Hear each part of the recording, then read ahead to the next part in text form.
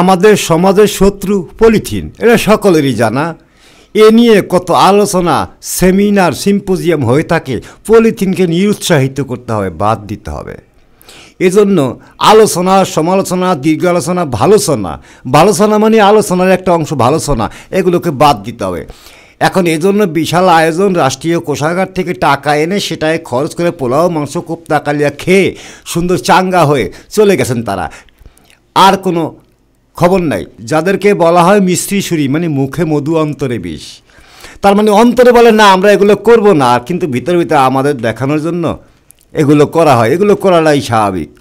তবে আশ্চর্য বিষয় হলো সত্যি, সেই পলিথিনে এখন বুড়িগঙ্গার তীরে পুরানো পলিথিন ধৌত করে বুড়িগঙ্গার তীরে শুকিয়ে আবার সেই পলিথিন আমাদের জন্য নিয়ে আসা হয় আমাদের দরবারে। পুরানো পলিথিন নতুন মোড়কে, দারুণ অবস্থান। কিন্তু আমাদের এই সমালোচনা বা আলোচনার ব্যক্তিরা তখন কোথায় থাকেন? তাদের চোখটা কি অন্ধ? তারা কি দেখতে পান না? তাহলে আলোচনা কি প্রয়োজন?